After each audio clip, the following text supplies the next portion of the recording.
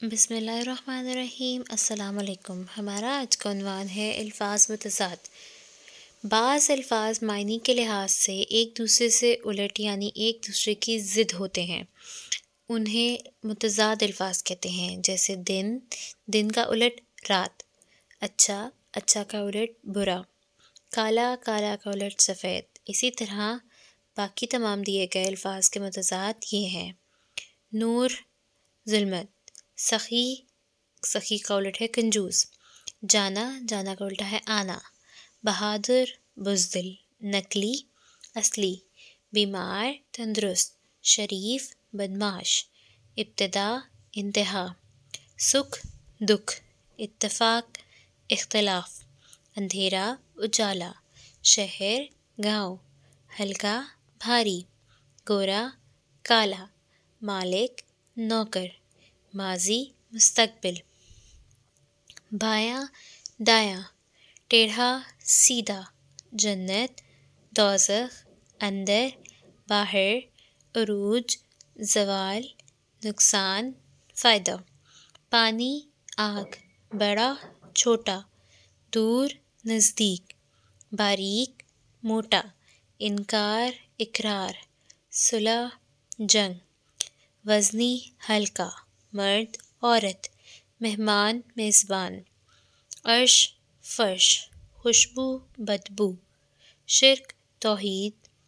الفاظ متضاد: باسی تازہ، طول عرض، بڑھنا گھٹنا، امانت خیانت، دوست دشمن، خوبی خامی، الٹا سیدھا، حلال حرام، سوار پیدل، انسان حیوان، فانی باقی، پرانا نیا، توڑنا جوڑنا، محنت محبت نفرت، ہار جیت، غلط صحیح، زیر زبر، کم زیادہ، اپنا پرایا، شاہ گدھا، ممکن ناممکن، عالم جاہل، آدھا پورا، خاص عام، گرم ٹھنڈا، مشرق مغرب، خشک تر، عزت ذلت، سست چست، خوشی غمی، پہلا آخری، موت حیات، سستا مہنگا، فتح شکست، جوانی بڑھاپا،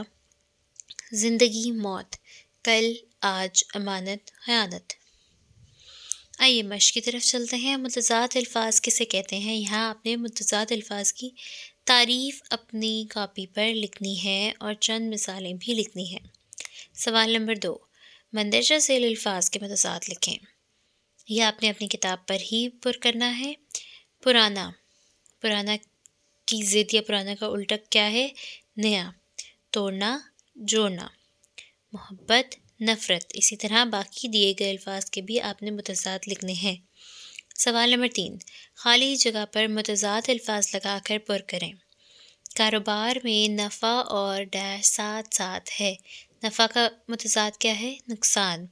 کاروبار میں نفع اور نقصان ساتھ ساتھ ہے۔ دکھ اور ڈیش زندگی کا حصہ ہیں۔ دکھ کا متضاد ہے سکھ۔ دکھ اور سکھ زندگی کا حصہ ہیں۔ میزبان ڈیش کے لیے چائے بنا رہا ہے۔ میزبان کا الٹ کیا ہے؟ مہمان۔ میزبان مہمان کے لیے چائے بنا رہا ہے۔ نفرت کو ڈیش سے جیت لو۔ نفرت کو محبت سے جیت لو۔ شہر کی زندگی اور گاؤں کی زندگی میں فرق ہے۔ مالک نے نوکر کو روٹی لینے بھیجا، یا ملازم کو یا نوکر کو۔ آج کل اصل اور نقل کی پہچان ختم ہو گئی ہے۔ امید کرتی ہوں کہ آپ کو یہ مشق بھی سمجھ آ گئی ہوگی اور الفاظ متضاد کا استعمال بھی واضح ہو گیا ہوگا۔ شکریہ۔